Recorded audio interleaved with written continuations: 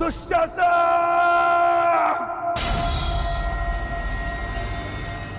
मैं ये प्रतिज्ञा लेता हूं कि जिस प्रकार मैंने भूमि पर आघात किया है, उसी प्रकार युद्ध में मैं तुम्हारे छाती पर आघात करके तुम्हारी छाती फाड़ दूंगा दुशासन।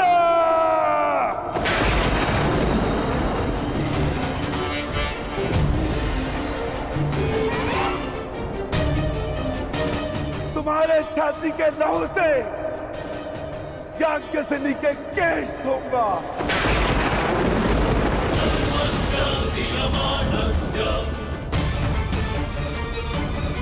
और तब द्रौपदी अपने केश बांधेगी।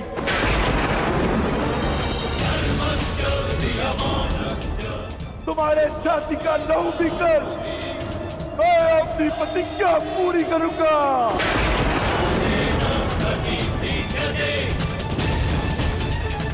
और तुम दुर्योधन, मामा श्री के स्वप्न के होने वाले सम्राट, अपने अंत के दिन कितना प्रारंभ कर दो।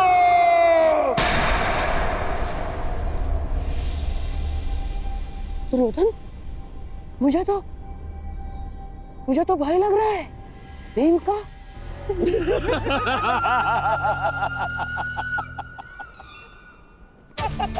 दिन तो तुम गिनना प्रारंभ कर दो पांडु पुत्रों। और हाँ, ठीक से दिन, प्रहर और क्षणों की गणना करना।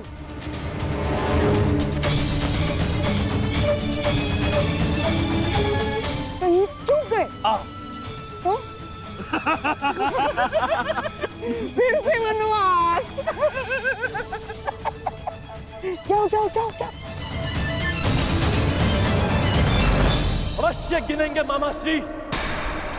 मैं पांडुपुत्र सहदेव ये प्रतिज्ञा लेता हूं कि ये वनवास समाप्त होने के पश्चात मैं आपका वध करूंगा।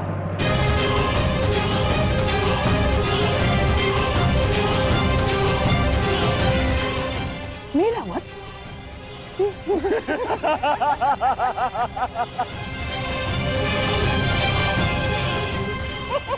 जाओ। चलो अनुज, हमें यहां से प्रस्थान करना है।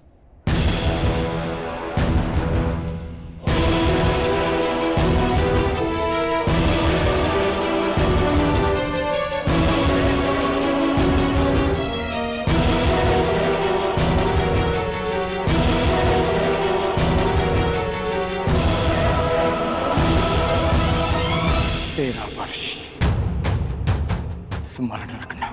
और तुम भी स्मरण रखना कि 13 वर्षों के पश्चात उस महासंग्राम में तुम्हारा सामना मुझसे होगा।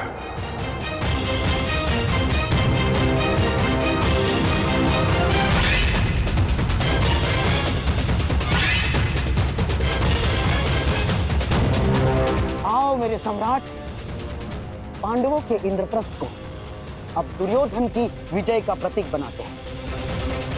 आओ।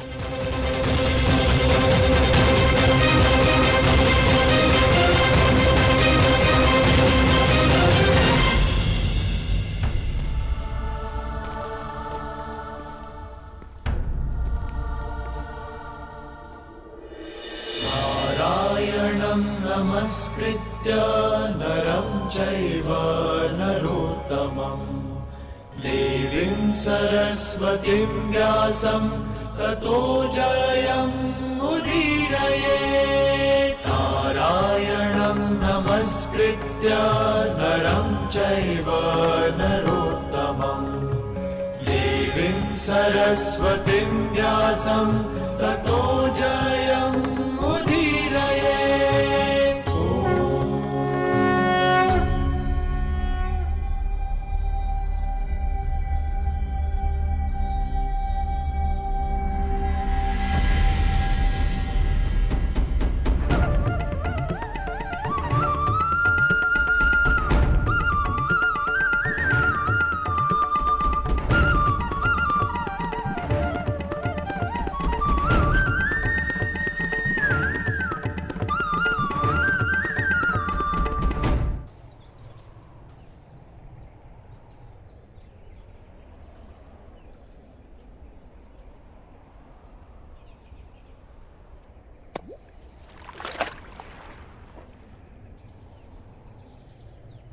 ऊपर से कितना शांत प्रतीत होता है ना कर्ण, परंतु भीतर से न जाने कितनी बड़ी अशांति, कितना बड़ा ज्वार छिपा कर बैठा है। आपने मुझे जल की अशांति के विषय में बताने के लिए तो नहीं बुलाया केशव। जल की बात कौन कर रहा है कर्ण? मैं तो मनुष्य के मन की बात कर रहा हूं।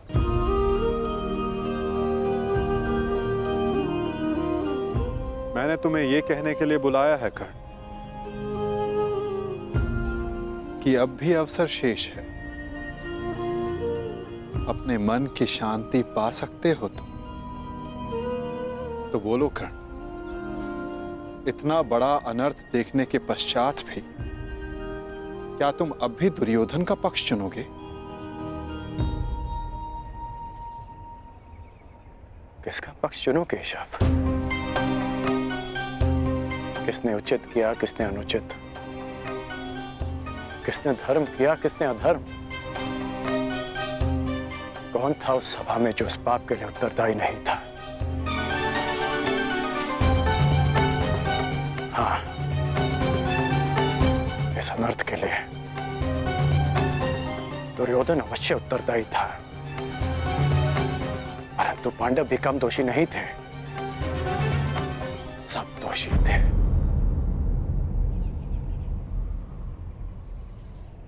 मैं भी दोषी हूं केशव। तुम अब भी प्रायश्चित कर सकते हो कर्ण।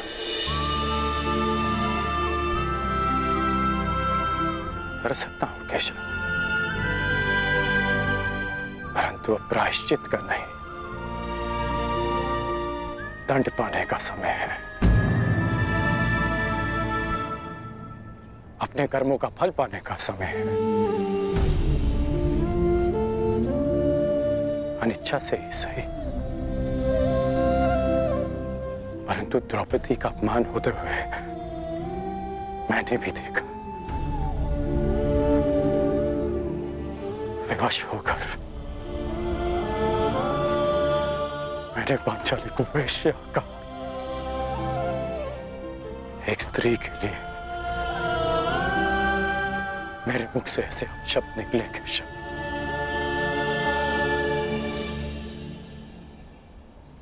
अब उसका विषपान भी तो मुझे ही करना होगा, है ना केशव? परंतु एक प्रश्न शेष है केशव। मैंने तो पाषाण होना चुना, परंतु जिसे आपने पंख बनाया उन्होंने भी आपको लज्जित किया। फिर आप उनके साथ क्यों हैं?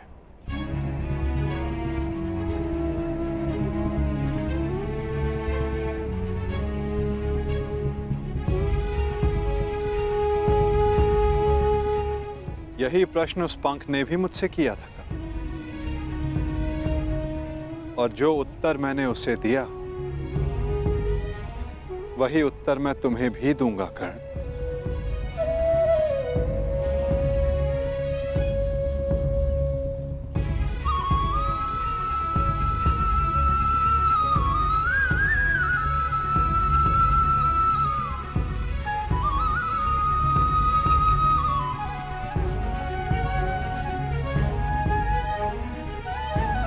मैं किसी के साथ नहीं हूं कर्ण, मैं केवल विरोध में हूं। हर पाप के, हर अत्याचार के। मुझे मेरे प्रश्न का उत्तर मिल गया केशव।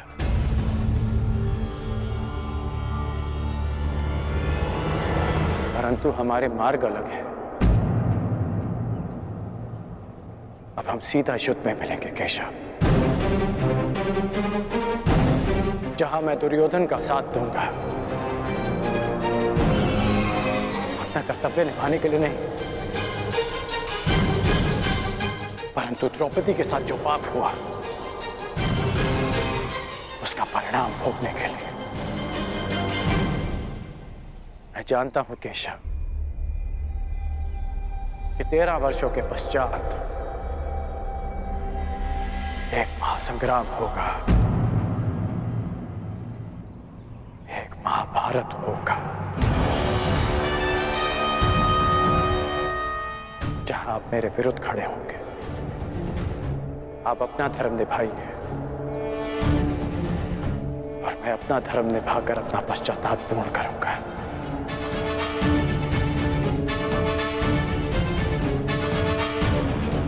बातकेश न्यायानाम् अधिकाराणाम् प्राप्त्यर्थं साम्राज्यर्थं न्यायानाम् अधिकाराणाम् प्राप्त्यर्थं साम्राज्यर्थं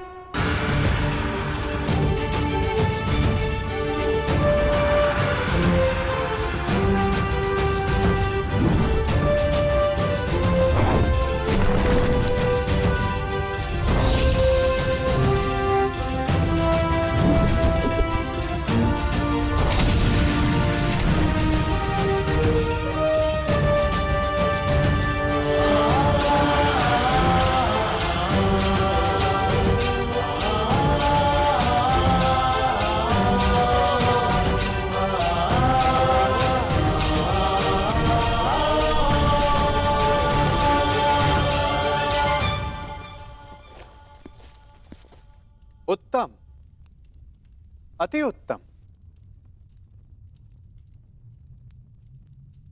प्रतीत होता है कि वनवास का प्रवास आप पांचों भाइयों को बहुत भा गया है। प्रणिपात। मैं यहां आप पांचों को कुछ स्मरण करवाने आया हूं। भले ही आप सबको इंद्रप्रस्थ वापस नहीं चाहिए, परंतु उन खुले केशों का क्या जो न्याय मांग रहे हैं?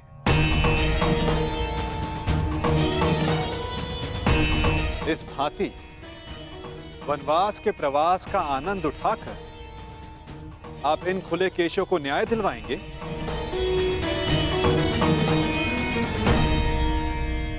हम ना वो खुले केश भूले हैं और ना ही अपना प्रतीकार।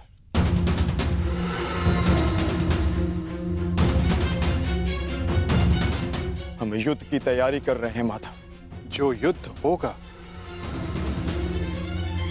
वो ऐसा युद्ध होगा जो ना आज तक कभी हुआ है और ना कभी होगा।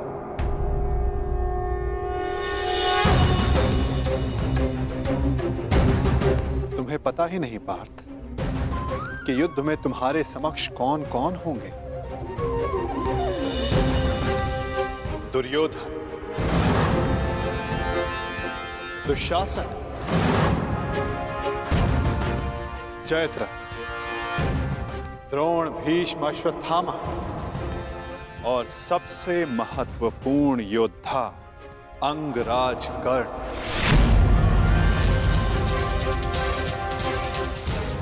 ये एक भीषण युद्ध होगा और इस युद्ध की तैयारी भी भीषण करनी होगी पार्थ।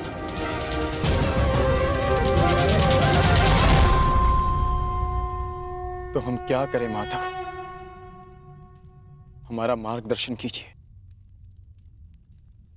जब लक्ष्य कठिन हो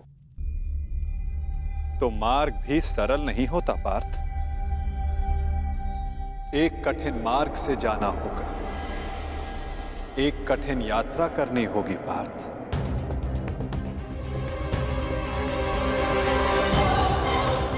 अपने शस्त्रों की तीक्ष्णता और अस्त्रों की शक्ति बढ़ाने का समय आ गया है।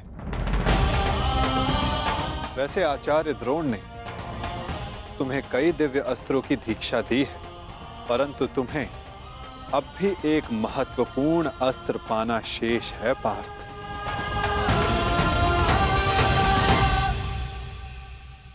पशुपतास्त्र।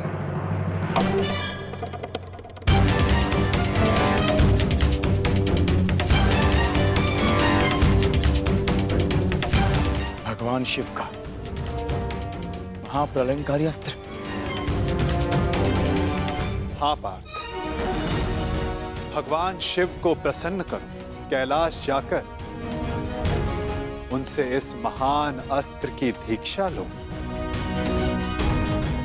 चूंकि युद्ध में सर्वाधिक आवश्यकता तुम्हें इसी अस्त्र की पड़ेगी।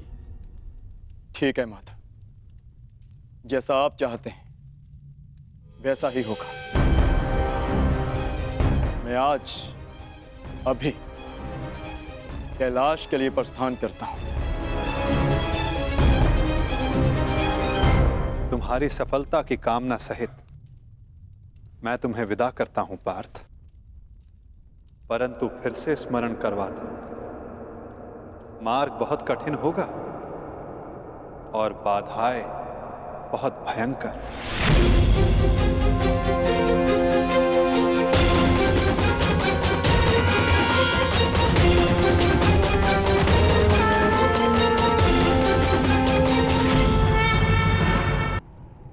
कई दिव्य अस्त्रों की दीक्षा दी है, परंतु तुम्हें अब भी एक महत्वपूर्ण अस्त्र पाना शेष है पार्थ,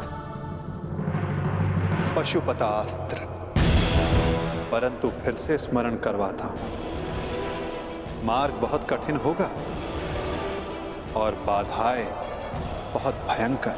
परंतु आपने कहा था ना माधव, यदि लक्ष्य कठिन हो तो मार्ग सरल नहीं होता। आज्ञा दीजिए माधव। यशस्वी भव।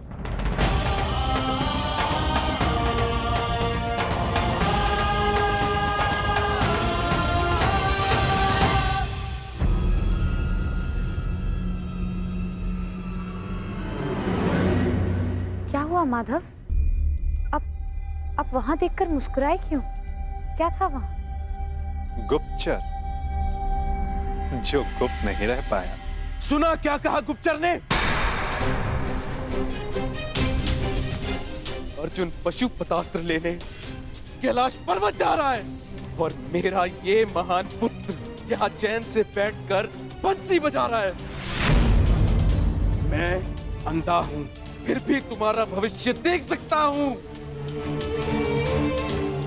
अंधकार में जा रहा है तुम्हारा भविष्य। महाराज, आप व्यर्थ ही चिंता करते हैं। अर्जुन का कैलाश पर्वत पहुंचना सरल नहीं होगा। अस्त्र पाना तो बहुत दूर की बात है। अच्छा, तुम भूल रहे हो गांधार राज, अर्जुन बली है, हठी है, पराक्रमी है। यदि उसने वो अस्त्र पा लिया तो तुमने उसे रोकने की क्या व्यवस्था की है?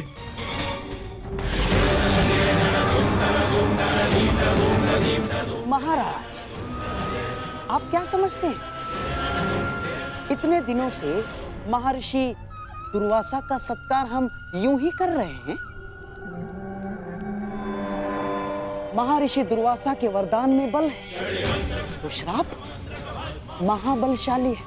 उस अर्जुन ने अपनी यात्रा प्रारंभ तो कर दी है, परंतु दुर्वासा के श्राप के अग्नि से अर्जुन समेत सभी पांडव जलकर भस्म हो जाएंगे।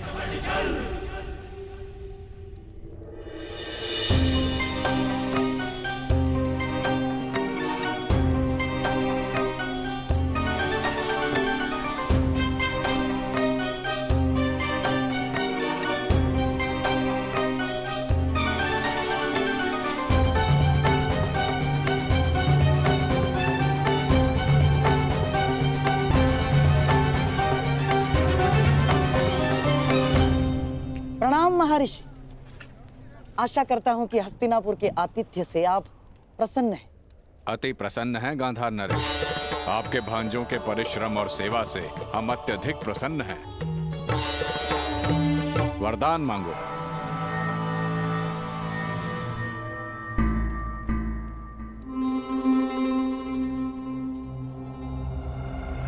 क्या हुआ गांधार नरेश? आपकी आंखों में अश्रु क्यों हैं? क्या करे महर्षि, पांडवों का स्मरण हो आया मुझे। यदि यहां होते तो आपकी सेवा का सौभाग्य और महामुनि का आशीर्वाद प्राप्त कर सकते थे। परंतु महर्षि, आप यदि हमारे आतिथ्य से प्रसन्न हैं तो कृपया वन में जाकर मेरे पांडवों को भी आशीर्वाद देकर कृतार्थ करें। हाँ, और उन्हें भी अपनी सेवा का अवसर प्रदान करें, क्योंकि इस समय उन्हें आपके आशीर्वाद की बहुत बहुत आवश्यकता है महर्षि। अवश्य, हम आज ही प्रस्थान करेंगे। वत्स मध्यसेन। जी गुरुदेव। जाकर पांडवों को सूचित कर दो कि हम उनका आतिथ्य सत्कार प्राप्त करने पधार रहे हैं।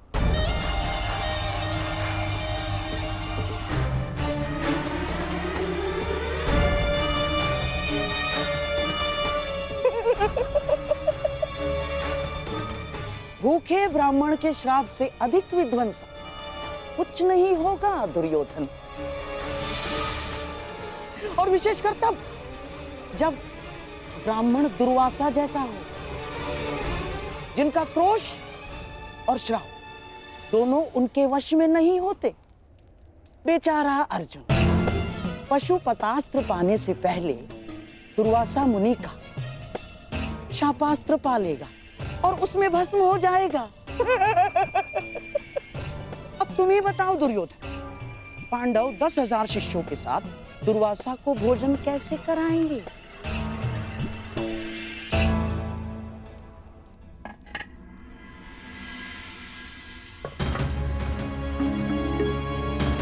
घर में अन्न का एक भी दाना शेष नहीं है।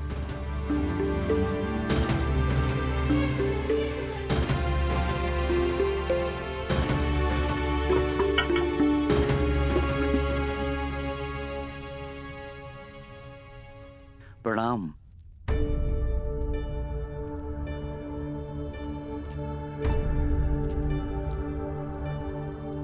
प्रणिपात ब्राह्मणपुत्र, क्या आप वन में मार्ग भटक गए हैं? नहीं, मैं केवल ऋषि दुर्वासा का संदेश लेकर आया हूं। महर्षि दुर्वासा पधार रहे हैं।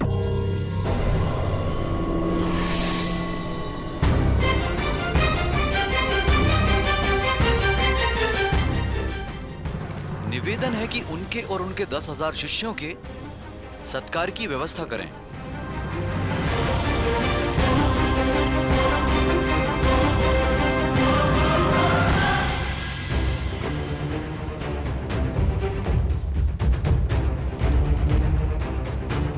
दुर्योधन, जो काम लाक्षागृह नहीं कर पाया, वो काम दुर्वासा का श्राप अवश्य करेगा।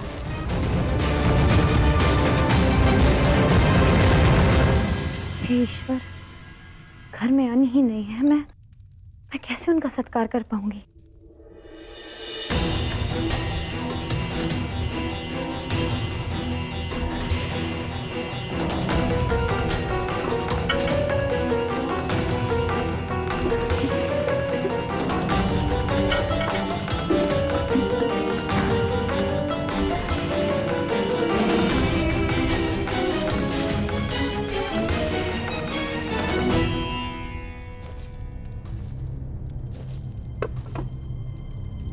महर्षि दुर्वासा पधार गए हैं। हे गोविंद, अब बस आप ही का सहारा है। रक्षा कीजिए गोविंद, सहायता कीजिए।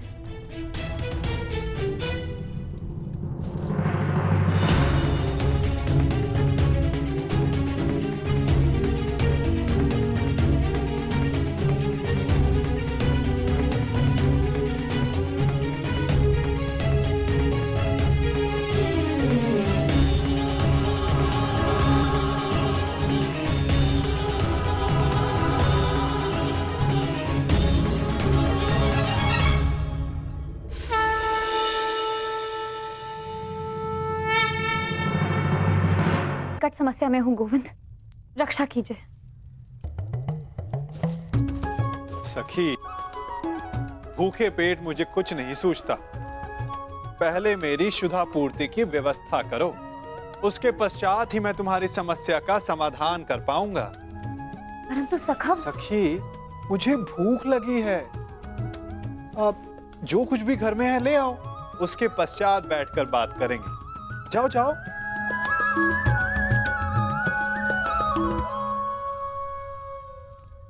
सखी, ऐसे क्या देख रही हो? तुम्हारा सखा भूखा है।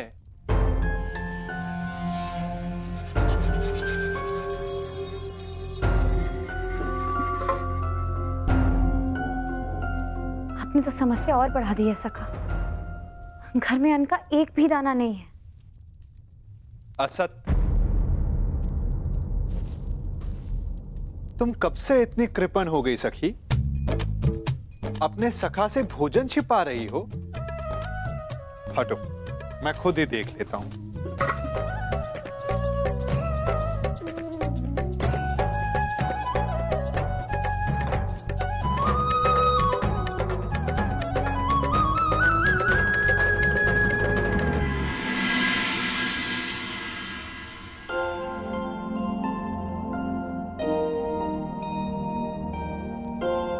कहा था ना, अपने सखा से तुम भोजन छिपा रही हो।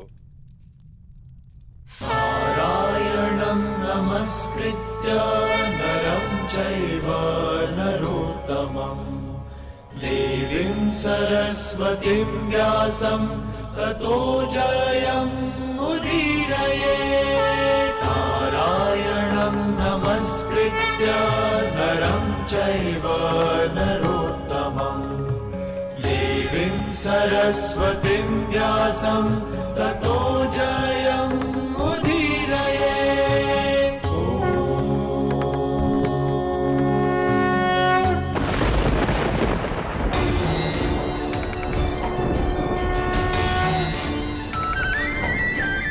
श्री कृष्ण गोविंद हरे मुरारी हे नाथ नारायण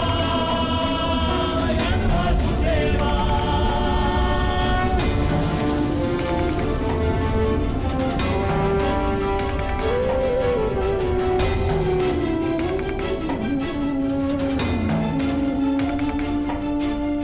श्री कृष्ण गोविंद हरे मुरारी हे नाथ नारायण वासुदेवा। श्री कृष्ण गोविंद हरे मुरारी हे नाथ नारायण वासुदेवा।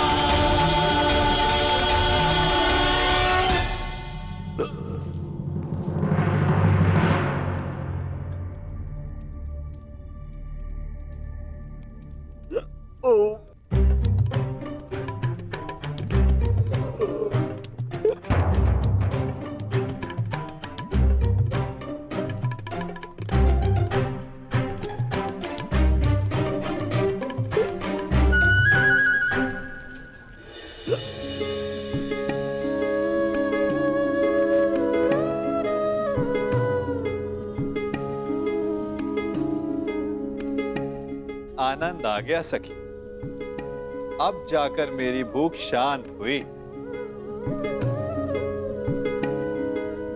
अच्छा, वो समस्या क्या थी, तनिक बताओ। सखा, वो महर्षि दुर्वास। कल्याण हो पांचाली।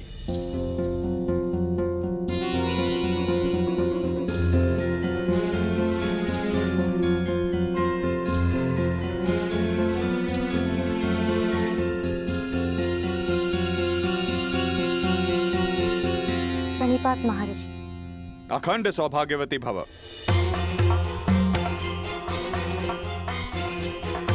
वो महर्षि दुर्वासा, आपसे निवेदन है कि थोड़ा जल मिलेगा? जी जी जी।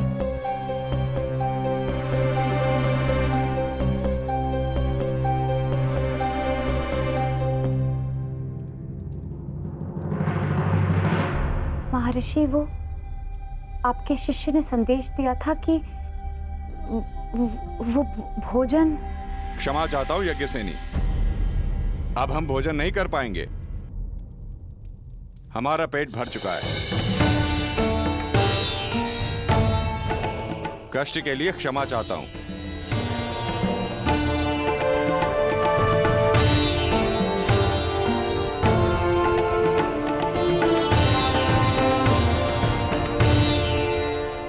प्रणिपात ऋषिवर।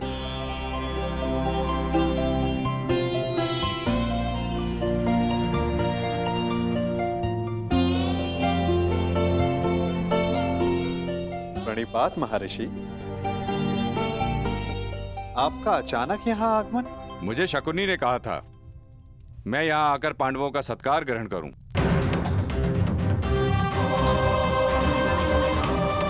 किसी भी साधु को किसी का भोजन और निमंत्रण बिना सोचे समझे स्वीकार नहीं करना चाहिए महर्षि। यदि आपने जान लिया होता तो कदाचित आप हस्तिनापुर का आतिथ्य ग्रहण नहीं करते।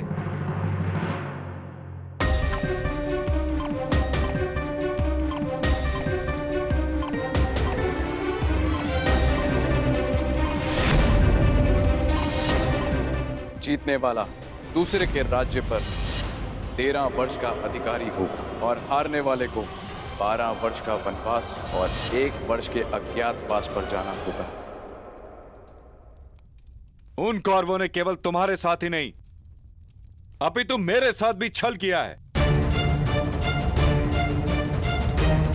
छल करके उन्होंने मुझसे तुम्हें श्राप दिलाने की योजना बनाई। मैं उन्हें अभी भस्म कर दूंगा। नहीं ऋषिवर, आप ऐसा अनर्थ नहीं करेंगे। वरों का नाश करना हमारी प्रतिज्ञा है।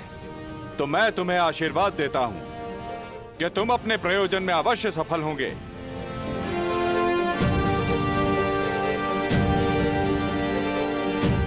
और यदि उन मूर्ख कौरवों ने तुमसे युद्ध किया तो उनका समूल विनाश हो जाएगा।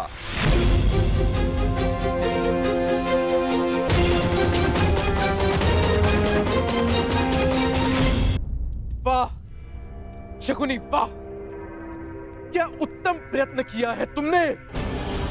श्राप दिलवाने गए थे पांडवों को, वरदान दिलवाकर लौटे हो। तुम्हारी तो जय जयकार होनी चाहिए, जय जयकार। समझ में नहीं आता कैसे पांडवों से हस्तिनापुर की रक्षा की जाए और कैसे अपने इस मूर्ख पुत्र की सुरक्षा की जाए। मैं बताता हूं कि क्या करना है।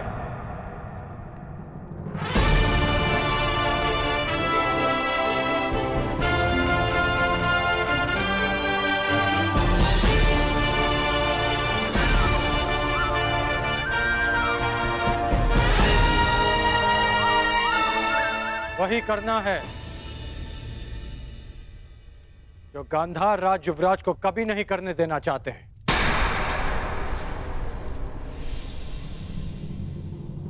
पराक्रम।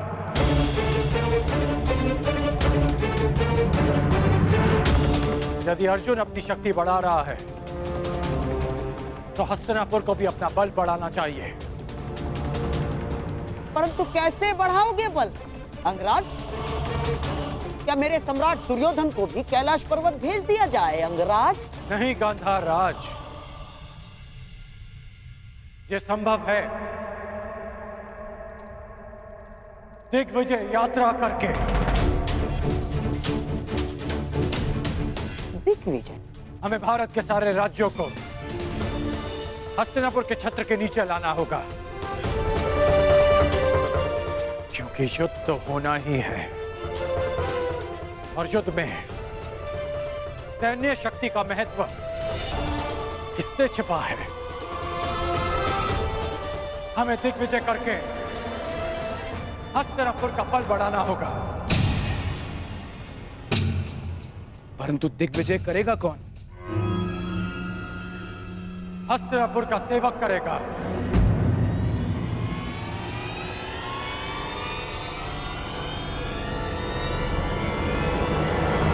मैं करूंगा दिग्विजय यात्रा। यदि अर्जुन तपस्या से शक्ति प्राप्त करेगा तो मैं अपने पराक्रम से हस्तिनापुर का बल बढ़ाऊंगा।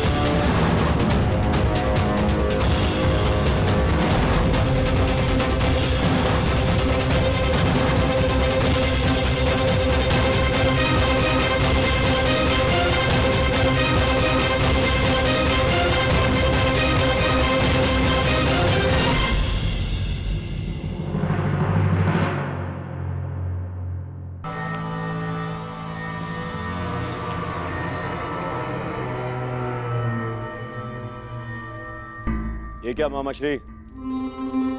तुला व्यापारियों के हाथ में शोभा देती है, राजनीतिज्ञों के नहीं। राजनीति दुनिया का सबसे कठिन व्यापार है मेरे प्यारे सम्राट।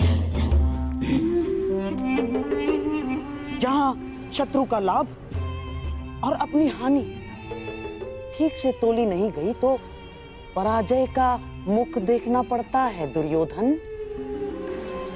जैसे ये तुला जिसकी एक ओर 100 कौरव और दूसरी ओर 5 पांडव, परंतु अभी तक इस तुला का संतुलन बना हुआ है दुर्योधन।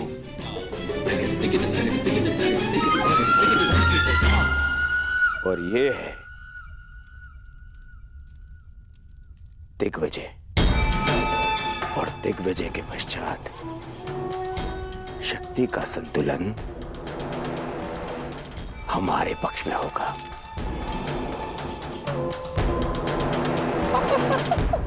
तुम नहीं समझोगे मेरे प्यारे सम्राट। राजनीति तुम्हारे बस का व्यापार नहीं ना।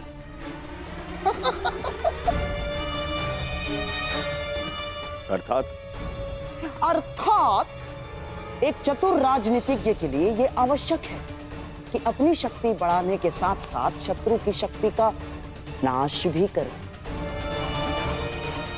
तुला का भार अपने पलड़े की ओर करने के लिए यह आवश्यक नहीं है कि अपना भार बढ़ा लिया जाए। शत्रु का भार कम करके भी यह सब किया जा सकता है दुर्योधन। मामा श्री, आपकी ये बातें मेरी समझ के तो बाहर है, परंतु भविष्य मेरे दृष्टि के भीतर है दुर्योधन। तुम और मैं, हम दोनों कर्ण के साथ दिग्विजय पर चलेंगे। क्यों मामा श्री? आपको कर्ण की शक्ति पर विश्वास नहीं है? कुछ विजय शक्ति से नहीं, नीति से की जाती है। कर्ण तुम्हारी शक्ति बढ़ाने के लिए दिग्विजय करेगा और हम पांडवों की शक्ति कम करने के लिए संधि करेंगे। और पांडवों की सबसे बड़ी शक्ति है वासुदेव कृष्ण, और हमारा लक्ष्य है या तो वासुदेव कृष्ण हमारे पलड़े में आ जाए या तो पांडवों के पलड़े से हट जाए।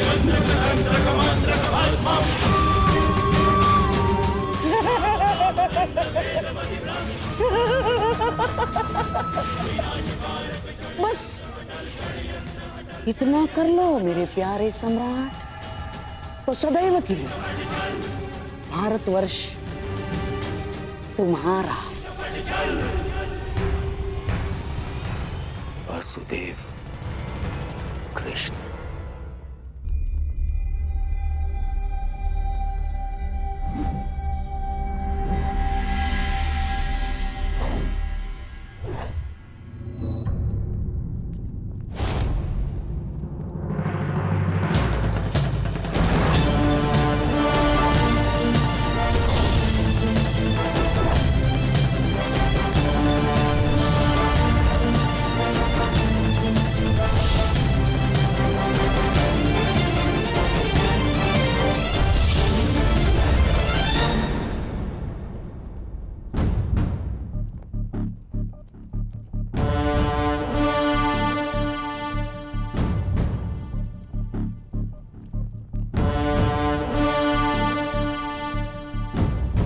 फिर से मेरे समीप आने से चूक गए कान्हा।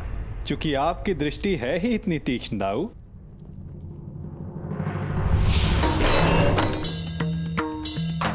यदि रक्षक की दृष्टि तीक्ष्ण ना हुई तो शत्रु का कार्य सरल हो जाता है कान्हा। और मेरी दृष्टि से आज तक कोई भी दुश्मन की परछाई बच के नहीं जा सकी आज तक, और मेरे प्रहार से शत्रु के प्राण।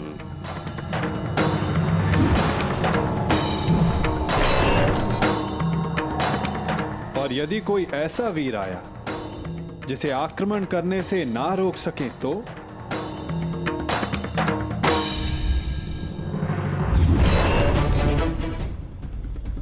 यदि वो कोई मनुष्य हुआ तो अपने काल को पुकारेगा। यदि वो राक्षस हुआ तो वो अपने प्राणों की भिक्षा मांगेगा।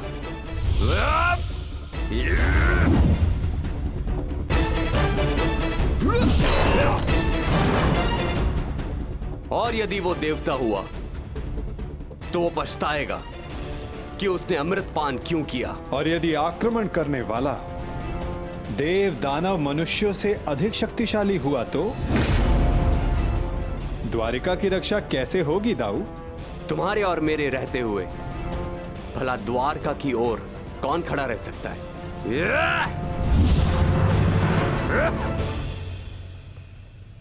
और यदि ऐसा कोई हो जो आपके और मेरे समक्ष खड़ा हो सके तो?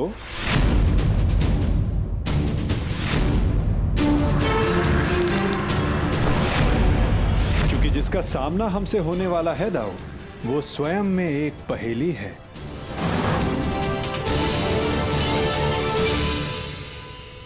कब कौन समक्ष आ जाए कुछ कहा नहीं जा सकता दाऊ।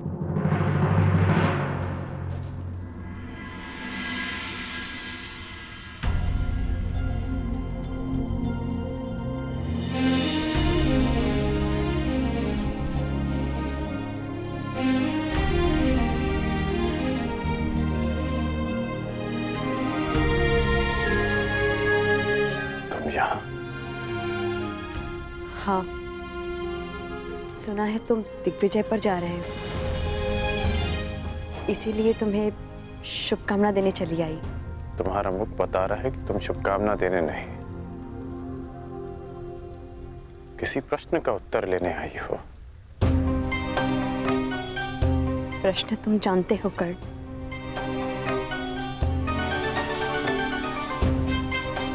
जानता हूं कि मेरा लक्ष्य क्या है, कि मैंने एक महान परिवर्तन का वचन दिया था। वैशाली, मैं उसी परिवर्तन की आशा में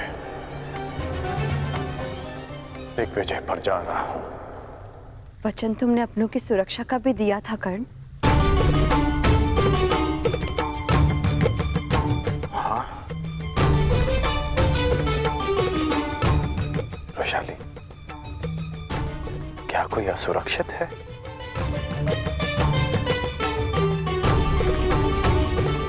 किसी को उसके अधिकारों से वंचित किया गया है क्या? हाँ, तुम्हारे अपनों में तुम्हारे राज्य के निवासियों के अतिरिक्त कोई और भी सम्मिलित है कर्ण।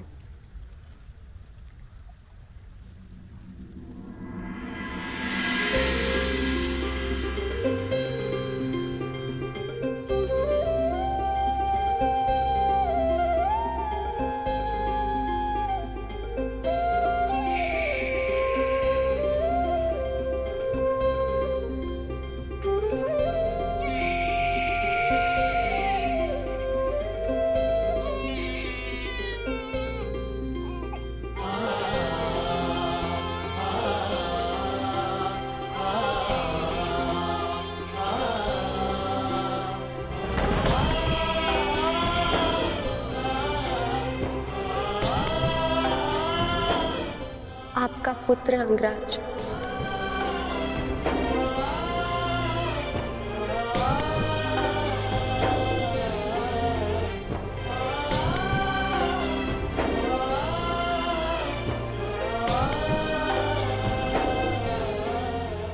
इसका नाम क्या रखा? नामकरण अभी किया नहीं, पुत्र के नामकरण का अधिकार उसके पिता को होता है।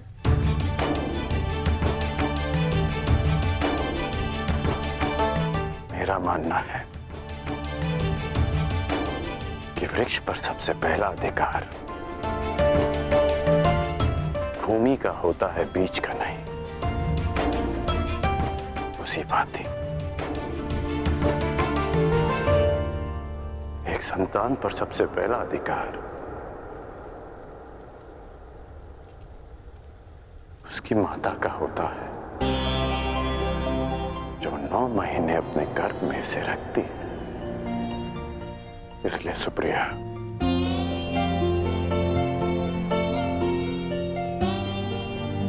इसका नामकरण तुम करोगी।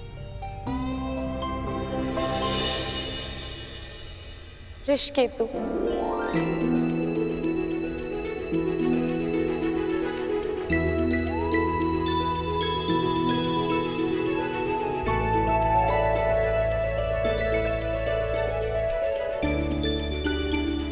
उस वृषाली के नाम पर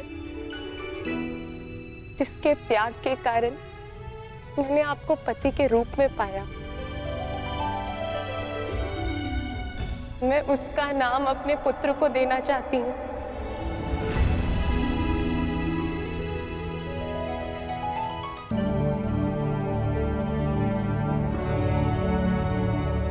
अद्भुत।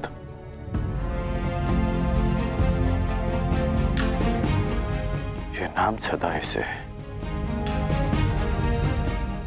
परिवर्तन का मार्ग दिखाता रहेगा।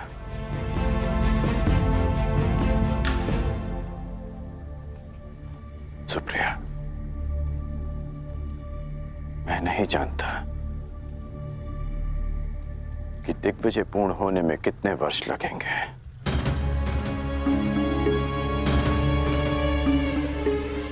कदाचित हमारा पुत्र बालक से युवा हो जाएगा। तुम इसका ध्यान रखना।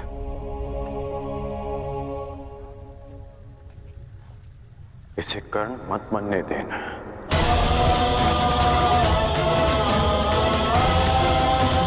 आवश्यकता पड़ने पर इसे वचन तोड़ना भी सिखाना।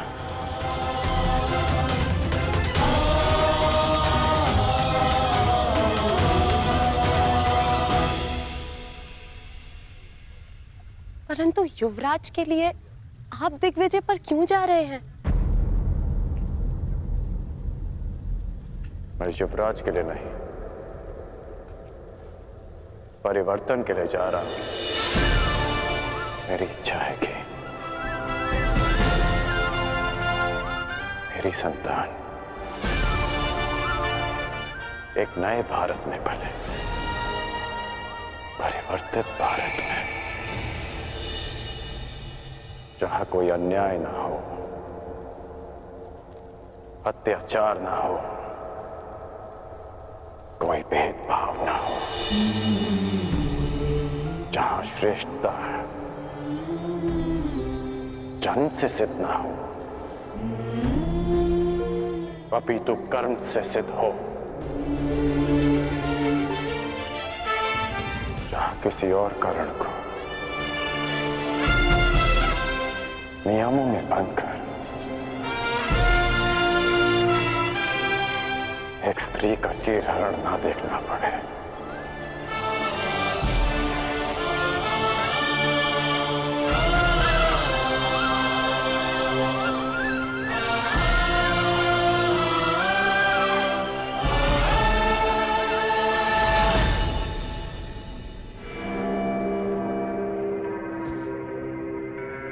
कुछ शेष तो नहीं रह गया? जी नहीं। मेरी पान सुपारी? जी। और मिष्ठान? जी, आपके अंगवस्त्र भी। जाओ। अमाश्री, इतनी सारी सामग्री? युद्ध पर जा रहे हो सम्राट, वन विहार पर नहीं।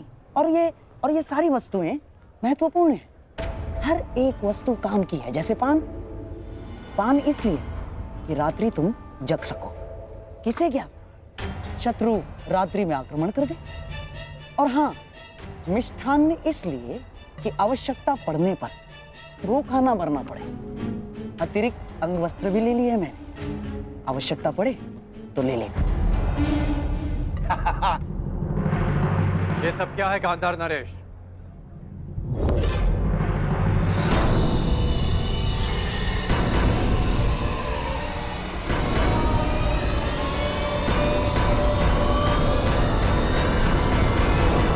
ये कैसा प्रबंध है? ये ऐसा प्रबंध अंगराज कि मैं और मेरा सम्राट दुर्योधन तुम्हारे साथ इस दिग्विजय यात्रा पर चलेंगे।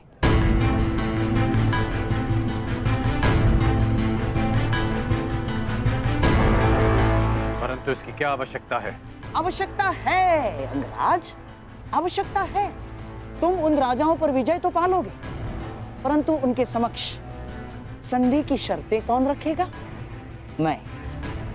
और हस्तिनापुर के प्रतिनिधित्व के रूप में मेरे दुर्योधन के समक्ष वो समर्पण करेंगे। मामाश्री,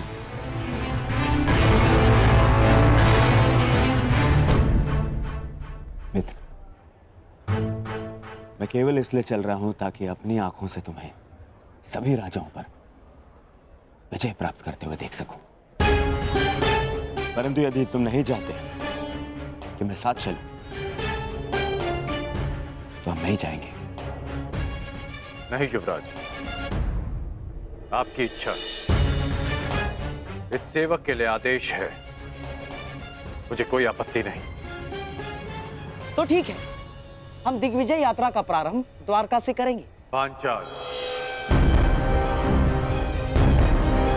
दिग्विजय यात्रा पांचाल से आरंभ होगी।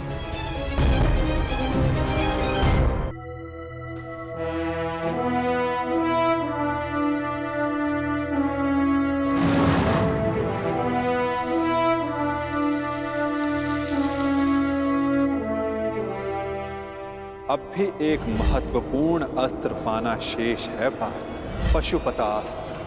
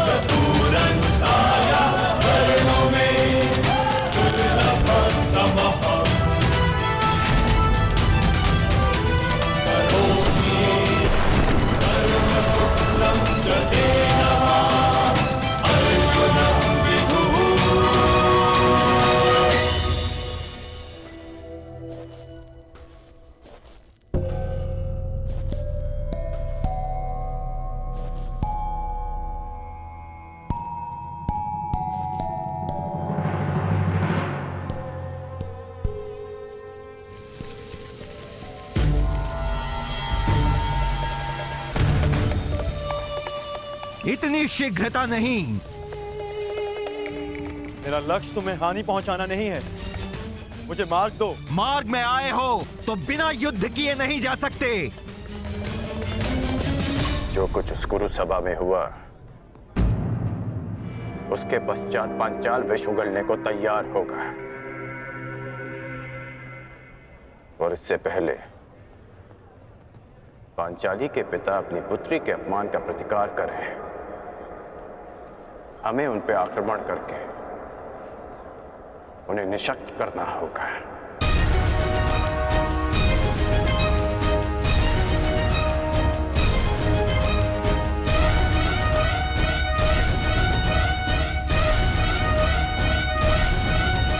मामाश्री,